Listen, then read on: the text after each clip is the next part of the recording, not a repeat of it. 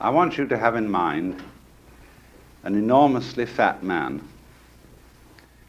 wearing a black cloak and a rather large, wide-brimmed hat, with pince-nez secured to his nose and prevented from destruction by a large, black, long ribbon fastened round his neck, who speaks as fat men do, with a certain luxurious voice, rather like Charles Loughton, only with a slightly grieved tone in everything he says, what I would call a humorously grieved tone. And this is G.K. Chesterton, a person whom I discover has had an enormous influence on my life. Because when I was a late adolescent, and when I was for a while a priest in the Episcopal Church, I read this man's works very carefully. And I have, by osmosis, imbibed an enormous amount of wisdom from him. Funny thing is, not so much in terms of specific ideas as in basic attitude to life.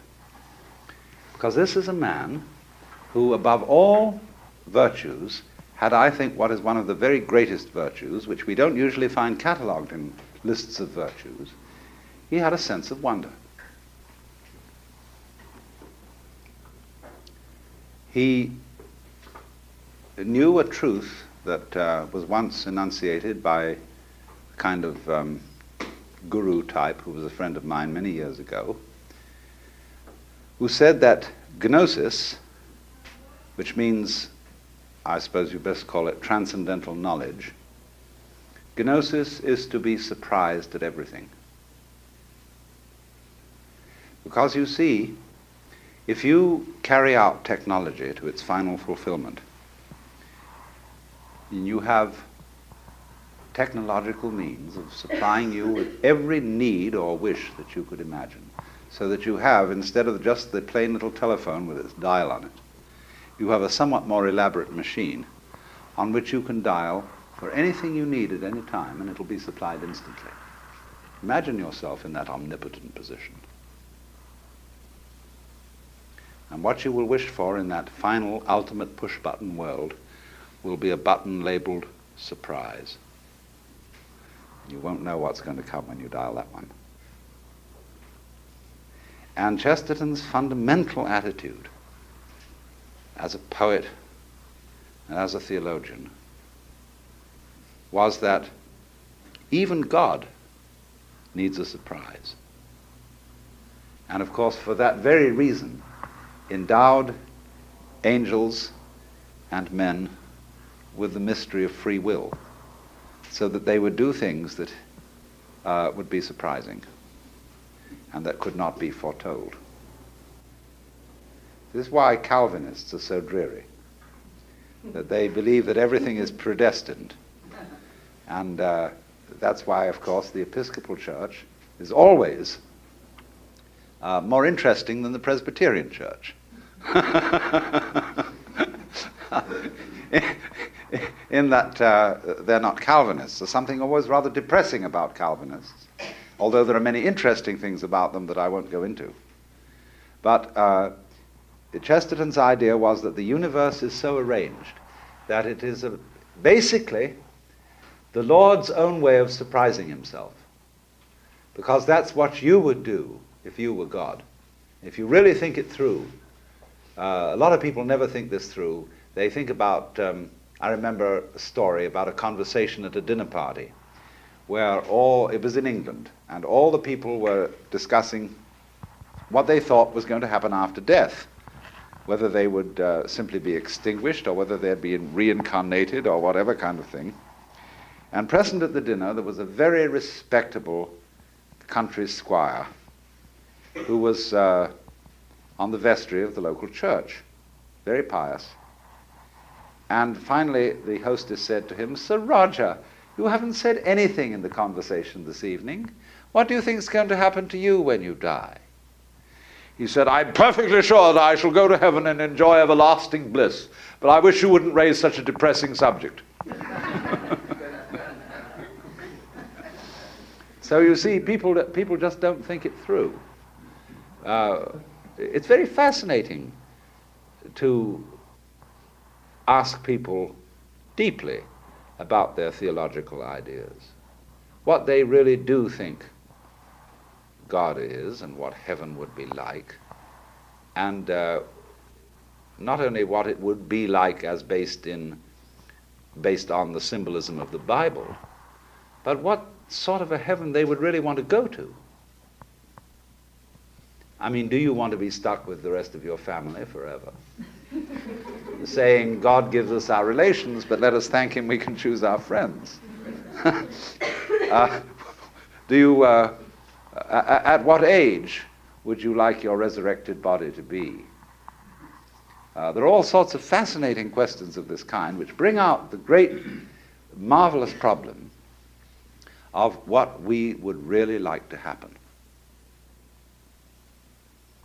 And when we follow that through and through and through and through, we must admit in the end that we don't want a situation in which everything is completely controlled. In other words, if everything is rationalized, if everything is perfectly logical and clear, and it all works, and there's no possibility of anybody making a mistake, and we know exactly what's going to happen forever and ever and ever, we'd be bored to death. Nobody wants that kind of heaven. So what kind of heaven would you like? Supposing, for example, you had the privilege, power, to dream any dream you wanted every night and have it real vivid. And of course, you would be able to dream any amount of clock time in one night that you desired. You would be able to, say, have 100 years of experience in one night. And when you think that through, what dreams would you dream? It's almost like the question, if you were going to have half an hour's interview with God, and you had the privilege of asking one question, what question would you ask? And you've got a little while to think that one over, see, before you go in for the interview. So then the same thing is, what would you dream? You would dream, of course, at first, I suppose, all possible fulfillments of wishes. Whatever your wishes were, whatever your desires were, you would fulfill them all. And when you're done that for about a month of nights of 100 years long, each night of dreams, you would say, well, let's vary things a bit. Let's let things get out of control. Let's have an adventure. And then you would rescue a princess from a dragon, or something of that kind. And then you would arrange it so that you would forget that you were dreaming, and so the thing would seem as real could be. And you would dare yourself, like kids dare themselves to do all sorts of dangerous exploits. And finally, you would dare yourself to experience awful situations because you knew it would be wonderful when you woke up, because the contrast would be so fascinating. And finally, in the course of your dreaming, you would dream a dream in which you were sitting in Campbell Hall at Christ Church, Sausalito, listening to me give a lecture. With all your personal lives and your problems and whatever it is that's going on, you see? Because that would be the nature of surprise. Now, in this, when you fully realize that to be surprised at everything is high wisdom, you get a new point of view towards the world, which gives you almost what could be called a child's vision of life. When Jesus said that unless you be converted and become as a child, you cannot enter into the kingdom of heaven. This is the thing that Chesterton understood in a very profound way, because to a child, the world is entirely new, and therefore all of it is extraordinary. And I hope most of you can remember how you saw things when you were about 2 years old. as the whole world being quite weird. And when you get used to things, you see a tree, and you say, oh, well, that's a tree. We're used to trees. We know what trees are. But if you can go back to your childhood and remember how it was when you first looked at a tree, and you saw the earth itself reaching up into the sky, extending itself in many branches and waving all these little flags at heaven. Or when you looked at the sun as a child, you stared at the sun, it was marvelous, and the sun turned blue. And there was a feeling about everything of being essentially magical. So there is a most extraordinary passage which occurs in one of the rarer books of Chesterton, called The Coloured Lands, where he makes this extraordinary remark. It is one thing to describe an interview with a gorgon or a griffin, a creature who does not exist. It is another thing to discover that the rhinoceros does exist, and then take pleasure in the fact that he looks as if he doesn't. And this is the key to this man's wisdom, that he could see all kinds of everyday things and events as if they were completely improbable and magical. And that he could describe the world as an extremely improbable object. This great globe of rock floating in space around a vast fire, covered with green hair that ordinary people call grass, and containing all the extraordinarily odd objects on it. And when he thought about this, he realized two things that are not ordinarily realized by religious people. And the two things are this. He realized that the world created by God is a form of nonsense. And that one of the most important features of the divine mind is humor. In one of his essays, he says, so often when I have written the word cosmic, the printer makes a misprint and prints it comic. But he said there's a certain unconscious wisdom in that. The cosmic is the comic. Dante wrote the Divine Comedy, an account of earth, heaven, purgatory, and hell. The Divine Comedy. And one finds, you see, that in ordinary people's religious attitudes, there is a lack of both these things, of nonsense and of humor. When I was a boy, I was brought up in the Church of England. I went to school at King's School, Canterbury. And of course, we attended innumerable services in that great cathedral. And one of the cardinal sins which one could commit was to laugh in church. And that is, of course, because the same reason the judges don't like laughter in court. That laughter is threatening to tyrants. And if you conceive God in the image of a tyrant, a monarch, who rules by violence, whatever kind of violence it may be, military violence, moral violence, any kind of violence.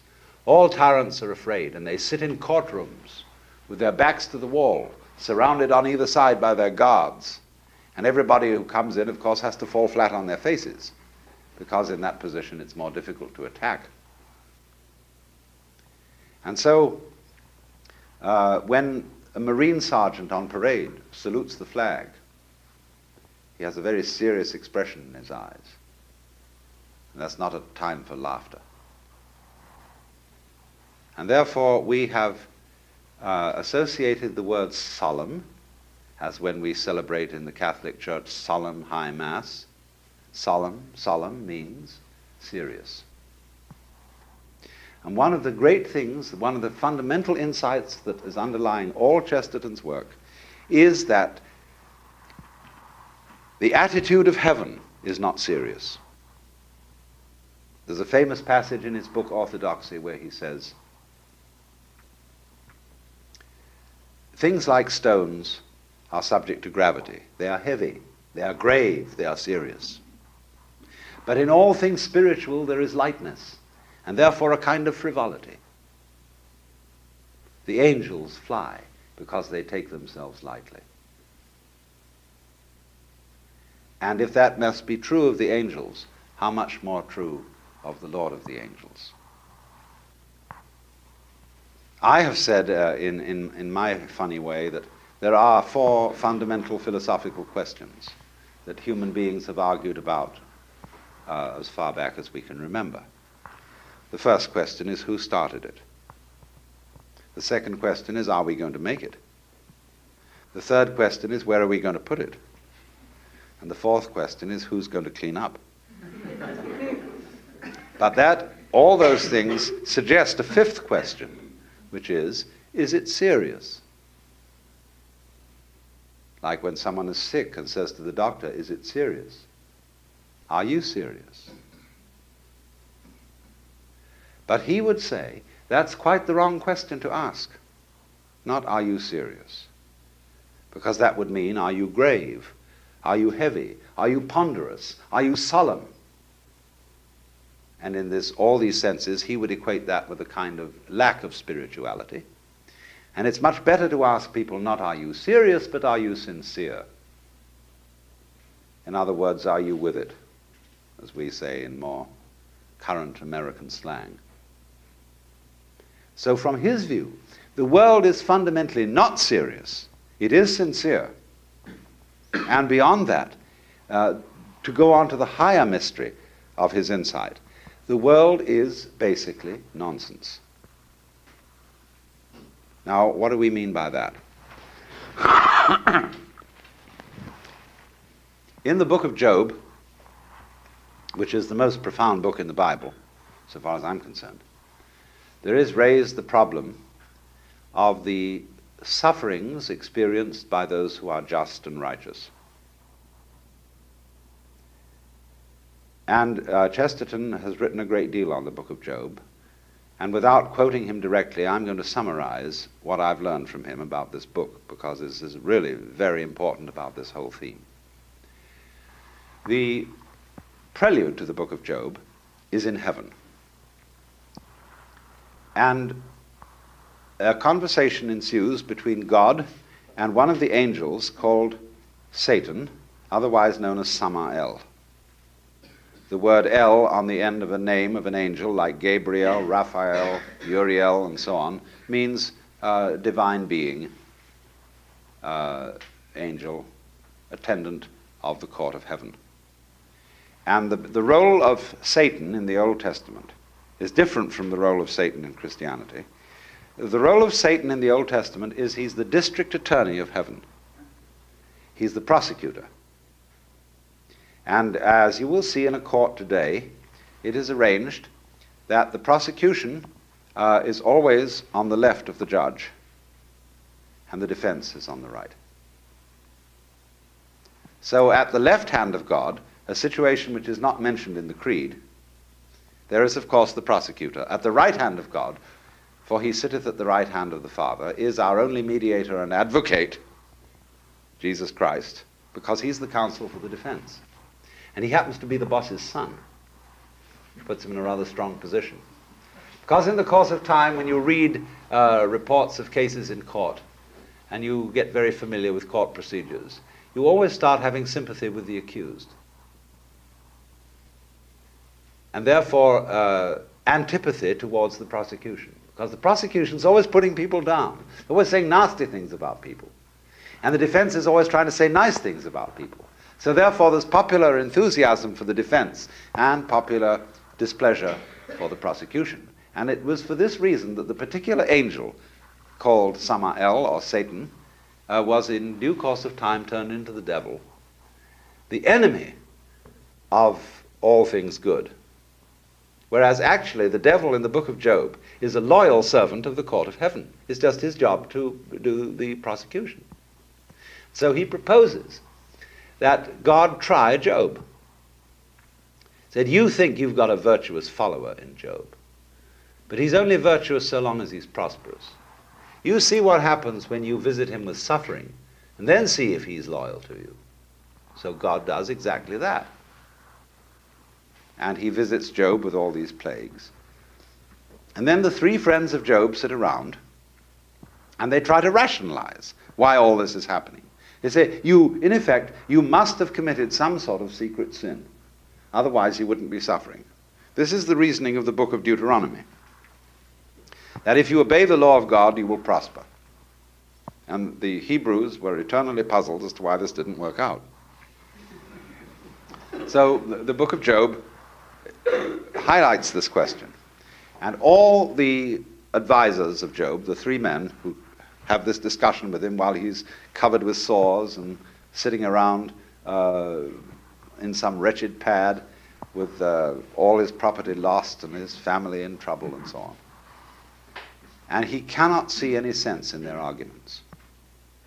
And finally, God appears at the end, the 28th chapter. And he comes in a whirlwind.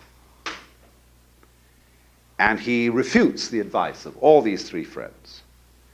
Who is this, he says, that darkeneth counsel with words without knowledge? Now stand you up like a man and answer like a man. Were you there when I laid the foundations of the earth? When the morning stars sang together and all the sons of God shouted for joy? And then he goes on to ask Job a series of questions, which include such questions as, why do I send rain on the desert where no man is? Why can you catch the Leviathan with a hook? Can you bind the influences of the Pleiades and make them work for you? Or can you loosen the astrological influences of this constellation of Orion? Can you do all this? And what is it all about? So a series of questions are delivered to Job, none of which have any answer. And the effect of these questions on Job is to solve his problem. And ordinary interpreters of the book of Job always say that this isn't really the answer. They say the book of Job raises the question and doesn't answer the question. It does answer the question. It answers the question by asking questions, all of which seem to reflect that in some curious way the universe doesn't make sense. Why do you send rain on the desert where no man is? Now what about that? See, our trouble is that where we really get into difficulty in life is that we expect everything to make sense. And then we get disappointed. We expect, for example, that time is going to solve our problems. That there's going to come a day in the future when we will be finally satisfied. And so things make sense, we say, of something. It is sensible, it is satisfactory, it is good, because we feel it has a future. It's going to get somewhere, and we're going to arrive. Our whole education is programmed with the idea that there is a good time coming when we are going to arrive. We're going to be there. When you're a child, you see, you're not here yet. You're treated as a merely probationary human being. And they get you involved in the system where you go up step by step through the various grades. When you get out of college, you go up step by step through the various grades of business or your profession or whatever it is, always with the thought that the thing is ahead of you. See? It's going to make sense. And perhaps the universe doesn't work that way at all. Maybe instead of that, this world is like music, where the goal of music is certainly not in the future. You don't play a symphony in order to reach the end of the symphony, because then the best orchestra would be the one that played the fastest. You don't dance in order to arrive at a particular place on the floor. And so Chesterton's view of the world is an essentially musical view, a dancing view of the world, in which the object of the creation is not some far-off divine event, which is the goal, but the object of the creation is the kind of musicality of it, the very nonsense of it, as it unfolds. And so,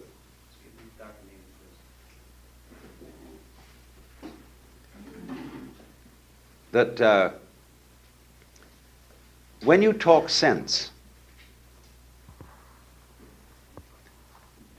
your words refer to something else. In other words, if I talk about tables and chairs, these sounds that I'm making, tables, chairs, refer to something in the physical world. The sound table is not the table, but it refers to this. But then when we ask, what does the world mean? What does the table mean? The noise table means this. Now, does this have a meaning? What is the meaning of life? If we ask the question, what is the meaning of life? We are treating life as if it were a set of words, a set of symbols. But it isn't. The real great insight is that these things don't have any meaning. Now, in ordinary way of talking in the West, we would say that's terrible. Something that has no meaning is awful. A meaningless life, you see, that we say about the most dreadful kind of life. But Chesterton is trying to say that the meaningless universe, the nonsense universe, is just great. Just because it doesn't mean anything. It is because God himself is dancing, is playing. He has a poem of God as a child. And he's playing with a windmill. And the fans of the windmill are the four great winds of heaven, and the balls with which he's playing are the sun and moon. And the whole idea, therefore, then, is that existence itself is a magical play, and is therefore nonsense. In the sense, the special sense of nonsense, that it is something going on which does not refer to anything except itself. When we say nonsense, we are saying it for the delight of the words, and not for anything that they mean. 'Twas brillig, and the slithy toves did gyre and gimble in the wave. All mimsy were the borogroves, and the mumraths outgrabe. Or better, from Edward Lear, who said of himself, he really drew the portrait of Chesterton. His body is perfectly spherical. He weareth a runcible hat. And so there was an old man of Spithead, who opened the window and said, Fill jumble, fill rumble, come tumble, that doubtful old man of Spithead.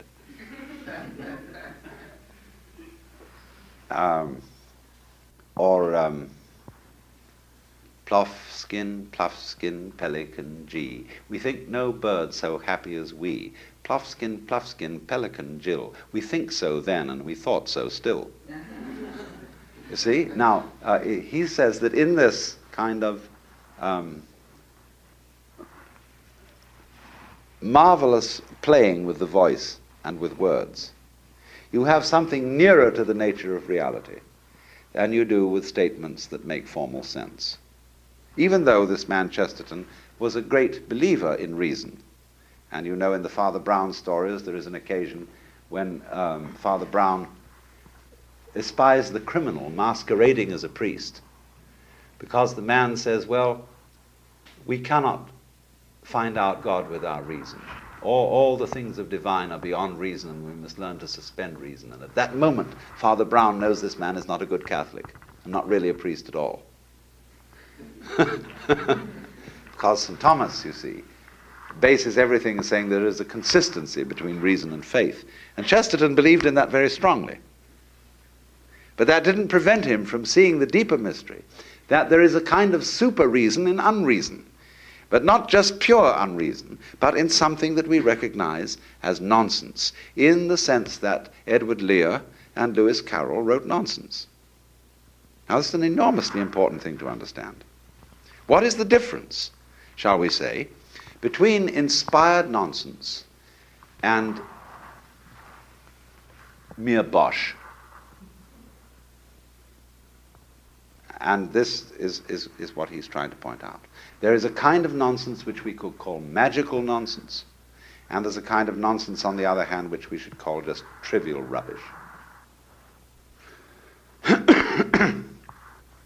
So, it is the nonsense,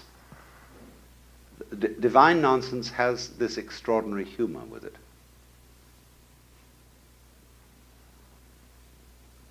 Which he tries to evoke in saying that it is a great thing to look at a rhinoceros or a hippopotamus, creatures who do exist, and look as if they don't. A poem in which he brings this out is called The Fish.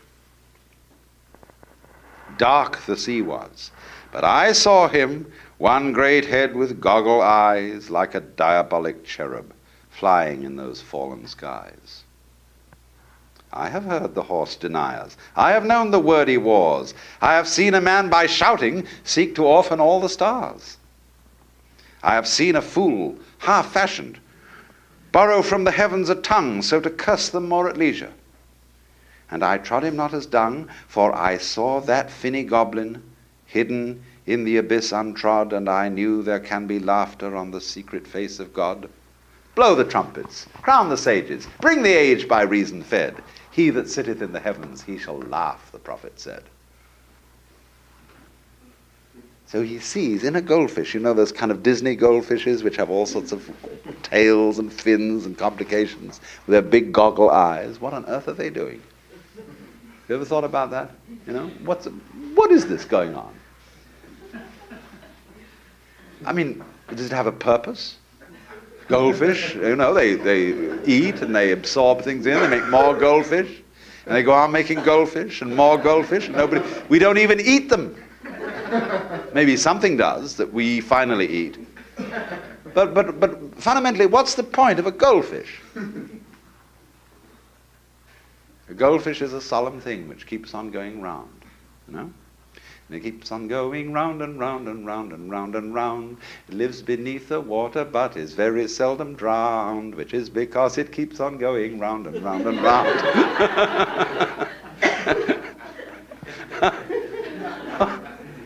It isn't going anywhere at all.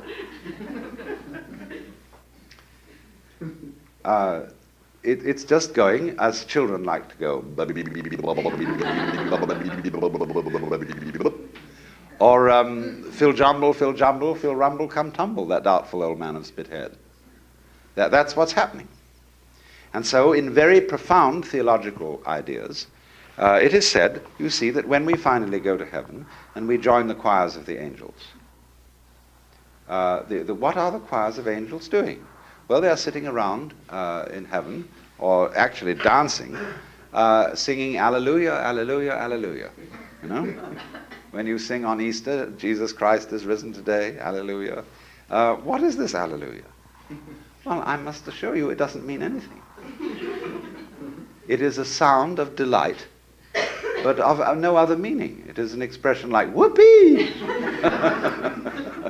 You know, when somebody is riding a surfboard and they're going down that thing, ew! It's just like that, you see. Well, what's the point of that? The point of it is itself. It has no point beyond itself. It's there, it's arrived, it's in a complete present, it is here and now. And that's what it's all about.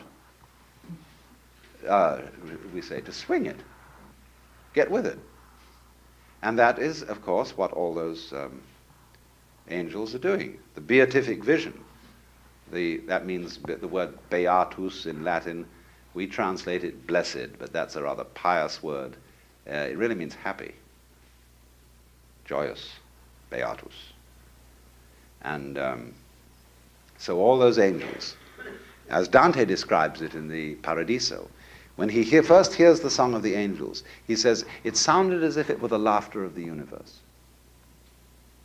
And what? No laughter in church? Where we are supposed to be a small replica of the beatific vision and of the angels gathered round heaven, represented by the altar, the throne of God. Why associate all this with solemnity? You see, Sunday is a very interesting institution. It's a kind of modification of the Jewish idea that after the 6 days of creation, when God was working, he took a day off. Holy Day. That was, as it were, the culmination of the 6 days of work. In Christianity, of course, the Sunday is the first day of the week, and not the seventh day, the Sabbath. But the same idea is involved, that once in every 6 pulses, there is a 7th pulse, which is a little space of time to take off. Now, 6 days of your life, say you're working and you're being responsible and you're earning a living and you're being serious. If you do that all the time, you're going to go quite mad. You're going to be like a bridge, a steel bridge, which is so rigid that it has no swing in it, and therefore it will fall apart in a storm. For in order to be sane, every human being must allow himself a little time in life to be insane, to let go, to stop trying to control everything, to stop trying to be God, and just go in whatever way you want, see? So when you go to church on Sunday, that's what you're supposed to do. You're supposed to take off from all this thing of laying it on. But what we've made the mistake of when we go to church on Sunday, present company accepted, but most preachers lay it on. So they say, this is what you ought to do. That's what you ought to do. You haven't been conducting this right, and so on and so on. And nobody gets a vacation. Nobody gets a holy day, holiday, a Sabbath, time off. So when you go, the whole idea of church is that this is the place where we can get back to the fundamental sanity of nonsense and sing Alleluia with the angels around the center of the universe, which is actually manifesting these stars, these galaxies. For what? It's a firework display. It's a celebration. You say, today there will be at 11 o'clock on Sunday, or whatever other time it is, a celebration of the Holy Communion. Do you celebrate? Or do you comport yourselves as if you were attending a funeral? I used to be a chaplain in a university, and I used to say, there will be a celebration of the Holy Communion at such and such a time on Sunday, and incidentally, if you come here out of a sense of duty, we don't want you. Better be lying in bed or going swimming or something, because what this is we are going to have celestial whoopee, and we're going to enjoy it. That's what you're supposed to do, instead of coming in and saying, you're going to go to this thing and you're going to feel how awful you are, how undutiful you've been, how absolutely terrible you've been. And however can you expect to be anything more than terrible if you don't really enjoy your religion? That's what's going to give you the strength and the power to be something other than terrible. But if you just go in and make your religion an occasion for saying, oh, we've been terrible and we're awful sick and we need help, and here's the Holy Communion, which is your medicine, and I hope it tastes nasty, that's awful. It doesn't get to the center of the thing, you see, which is, Chesterton put it in another poem where he said, It's called the Song of the Children. And it says of Jesus that he taught to the adults, he taught them laws and watchwords, to preach and struggle and pray. But he taught us, deep in the hayfield, the games that the angels play. Had he stayed here forever, their world would be wise as ours, and kings be cutting capers and priests be picking flowers. Because that's the sense of the thing, fundamentally. That everything that's going on is a sort of jazz. A ba-doo-ja-da, ba-hoo-da-da, ja-doo-ba-da, ja-boo-ba-da-doo, ba-da-doo, ba-da-doo. And everything in the world, the flowers, the trees, the mountains, all going ka-choo-da-doo, ka-choo-da-doo, ka-choo-da-doo, ka-choo-da-doo, ka-choo-da-doo, ka-choo-da-doo, ka-choo-da-doo, ka-choo-da-doo. And we have piped to you and you have not danced. We have mourned to you and you have not wept. You won't join the game because you human beings think you're so special and so serious, and you've got to make sense of it all. There isn't any sense to it. Just join in, come on. Make ba-choo-da-da, ba-choo-da-da, ba-choo-da-da with the whole thing, and finally you'll be singing Hallelujah with the angels.